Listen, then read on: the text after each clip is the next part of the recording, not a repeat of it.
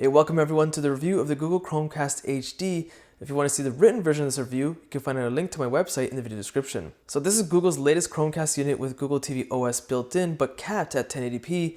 And this is great for people with 1080p displays because let's face it, it's still a pretty darn good looking resolution. The video quality capping at 1080p has one huge benefit for this media streamer. It's cheap. In Canada, it's priced at $40, while in the USA, it's $30. The price alone should make this a very appealing item for purchase, especially when it's on sale, because even within the first 2 months of its release, it went on sale. So let's start off with the remote, which is identical design to the one that came with the Google Chromecast with Google TV, the 4K version. And I have reviewed the 4K version. You can find a link to that review in the video description. That means it retains that nice compact design so it fits nicely in one hand. Even with the navigation and select button at the top, it's easy to reach. There are dedicated YouTube and Netflix shortcut buttons, but these are a pain if they're accidentally pressed. Despite YouTube being a Google service, a preferred option would be to make these buttons customizable. One notable button is the Google Assistant, which I'll go over shortly. Other notable buttons are power and the volume rocker on the side. That's because if your TV and soundbar are compatible, you can use the Chromecast remote to control those devices. The remote uses 2 AAA batteries, which are included in the box. There is a remote app available for smartphones, which can be accessed through the Google TV mobile app, which works pretty well and is rather responsive. Switching over to the body of the actual media streamer, it's also pretty much identical to the 4K version. It also measures at 6.4 by 2.4 by 0.5 inches, basically meaning it's compact and easy to hide behind a TV. This also makes it a perfect device to take with you if you travel often. One end of the device is the HDMI connector, while the main body has a USB-C port for power, an LED light for when it's on, and finally, there's a small factory reset button. The power wire measures at about 5 feet and plugs into a USB-A fitted power adapter. Now when it comes to Wi-Fi connectivity, it's capped at Wi-Fi 5, which is not a big deal even though Wi-Fi 6 and 6E is available.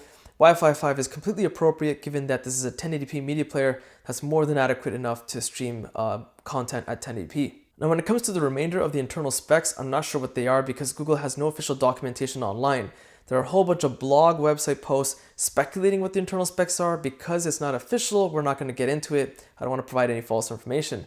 But what really matters is general performance, right? That's an important thing, and I'll cover that shortly. However, one thing I can confirm is the internal storage space available for installing your own apps and media, and that's about 3 gigabytes in space. In my testing, I was able to connect a USB-C adapter hub between the power wire and the Chromecast. However, after connecting a USB storage device with media as well, for some reason the Chromecast could never read the data, meaning you can play content from a connected external storage device. There's also an option to format the external drive and combine the storage with the internal storage space. However, it doesn't work and simply fails. I have a feeling Google intentionally blocked the ability to use an external storage device since I don't have that issue with the NVIDIA Shield. And using that USB-C adapter that I used before for my testing for connecting external drive, you can connect a wired Ethernet connection so you're not just stuck to Wi-Fi. Although Google does sell their own adapter, which does allow for a wired Ethernet connection. So as you can see, the 4K version and the HD version are almost identical in every way, except the version that I'm reviewing right now for you, the HD version, is only available in a snow white color, whereas the 4K version is available in 3 colors. Going back to Google Assistant, there's a dedicated button for it on the remote, which allows you to control smart home products throughout your home if they're compatible with Google Assistant, and send some commands to the media player itself. So let's take a sample. Gaming mode on.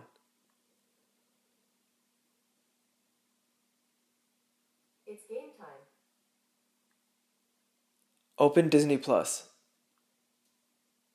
Opening Disney Plus.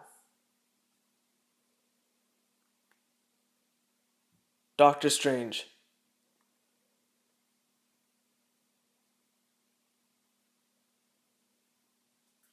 And before we dive into the software side of things, which is a good chunk of the media player, let's talk about audio video.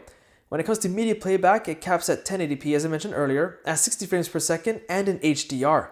If the source of the content is from high quality sources such as original content from Netflix, Disney Plus, Prime Video, it will look great. Again, for 1080p, it can look pretty darn good. For audio, it supports Dolby Digital Plus, and Dolby Atmos. Okay, so now we're diving into the software side of things. And first we're going to do is start off with the For You section, which is actually the home section. So whenever you hit the home button on the remote, this is where you arrive. So going down to the first thing you see is this giant graphical banner of recommended content. I'm not a fan of this, mainly for one particular reason, is that it contains ads. That's right, sometimes advertisements will be placed here, which I'm not very happy with, and sometimes will be shown content for apps that I'm not even subscribed to, which you have to pay for an additional service. So I'm not a fan of what Google has done here. Going down a little bit further is top recommended content for you. How this content comes about is based on your watching history and what you rate as stuff you may or liked or disliked. So for example, if I were to press and hold this movie right here, on the select button of the remote, you get a pop-up menu and you can rate stuff if you liked it or disliked it. And the more you do that, the better the algorithm gets at recommending top content here. Moving just a little bit further down is apps that you have installed, which we'll cover a little bit more later on. And then a quick resume of recently watched content. So here's content being pulled from Disney Plus, Netflix, and Netflix again. And then moving further down beyond that is recommended content based on various genres, TV shows, top news from YouTube, and so on and so forth. The categories just keep going on and on. It's pretty lengthy. But switching back over to the left, you have the search function, or you can just simply use the Google Voice Assistant functionality, which I mentioned earlier. Now, before we continue on with the other sections of this media player, let's talk about general performance, because that's what you really care about, right? Because it's super cheap, you're kind of concerned, is it worth it even? As you can see, I'm opening up Netflix. It's incredibly fast and snappy despite its super cheap price tag. Navigating around is not bad, and you also have to keep in mind that Netflix is one of the most heaviest media player apps. Some media players do kind of get a little laggy with Netflix, some perform just fine, but at this price point, its performance is pretty good. I'm not going to go over YouTube because the performance here is really similar to, say, Prime Video or Netflix, but we'll dive into Disney Plus because that is one of the heaviest media player apps you can find anywhere, regardless of any media player. Even on some smartphones, it opens up pretty not bad though. I don't think this is a concern here, and navigating is a little slow. Again, I've noticed similar performance hits here. You can see it's stuttering. I'm not sure if it's picking up on the camera, but it's stuttering just a little bit as you navigate. I have experiences on other media players, even from Amazon. I just think that Disney Plus is just a super heavy app. What I really want to talk about and spend some time on is Plex. This is where things can get a bit technical, so spare me some time, if you will, and patience as I talk about some details here. When it comes to files compressed in H.265, whether they be MKV or MP4 file format, it doesn't perform that well. And it has a bit rate that's really low at 5 megabits per second or a high bit rate at 60 megabits per second. It doesn't perform that well. It tends to play for a few seconds and then stop playing the video.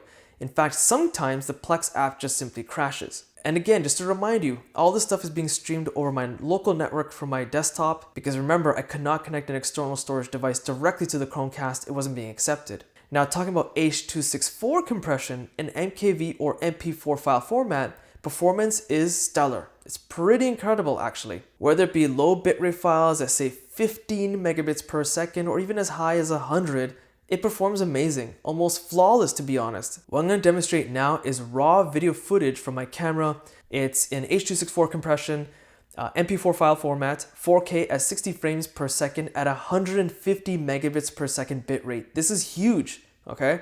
And what's astonishing to me is that even though this video is being compressed on the fly because it's a massive file, Plex will compress it and send it to the Chromecast, it still performs great. I'm not sure how the Chromecast is able to handle it, but it can. The reason I say this is if you look at my YouTube channel, you'll know I've reviewed a ton of media players, and some much more expensive ones cannot do this. Overall, I have to say performance in terms of navigating around in open applications is surprisingly good at such a cheap price tag. There's one minor flaw, is that sometimes it will stutter, the interface, just ever so slightly. Right now, it's lightning speed. It's a little difficult to replicate, I won't lie. It doesn't happen too frequently, which is a good thing. However, sometimes when you're just navigating around, it'll just stutter. Even if you're not trying to go as fast as I am, if you're just going simply, left and right very slowly, it'll have those random stuttering effects. And with all its bells and whistles and remote and operating system, let's not forget that this is a Chromecast device at the end of the day. And when it comes to just regular casting from your mobile device or computer, it performs pretty well. Going over to the next section, which is films, this is pretty self-explanatory. It's just a section of movies. Now, what these movies will be is just various stuff. It's kind of a mix mash of everything. Now, it'll be a collection of stuff recommended to you based on your algorithm of, again, what kind of stuff you may like or dislike.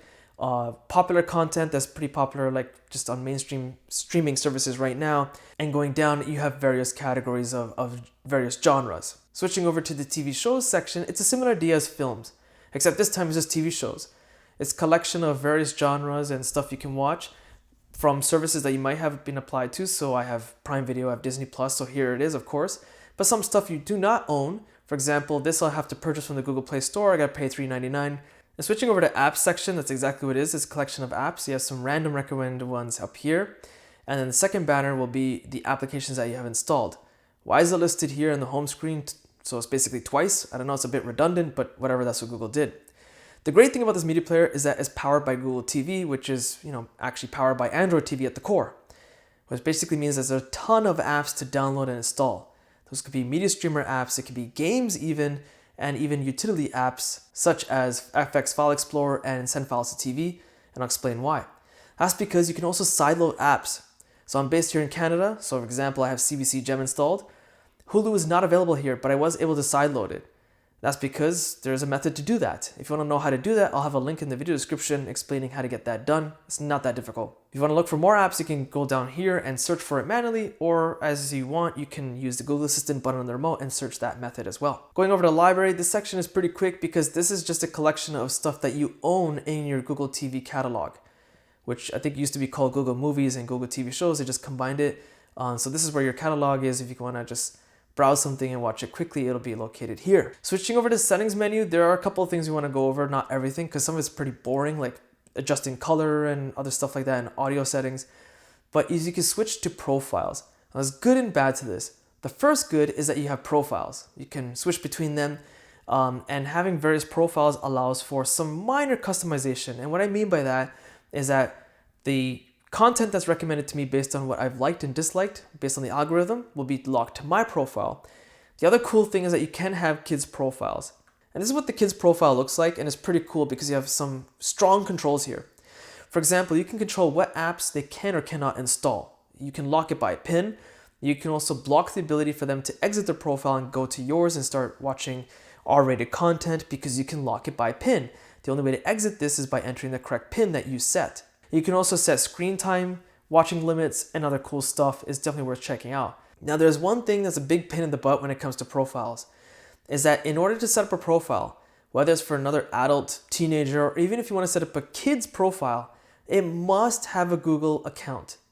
So if you want to add someone quickly, you can't. You have to make sure that they have a Google account first. If they do not have a Google account, they have to set one up, which is not a fast process if you just simply want to start watching content on your TV. I find that to be incredibly annoying and unnecessary. If you were to use a Fire TV device, which is much better when it comes to profiles, if I want to add someone like my wife, for example, I just simply add new profile, name it whatever I want, and done. She can start watching stuff catered to her. Going over to the rest of the system settings menu, this is where you get notifications lower down here. But the settings themselves, again, I'm not going to go to everything, but you can control everything such as your resolution, your refresh rate, Wi-Fi settings, privacy system controls, and all that good stuff. And there's other cool things you can do throughout the system settings menu. For example, you can pair a PlayStation 5 controller to the system, or you can pair Bluetooth wireless headphones for private content listening, so it won't annoy anyone else around you.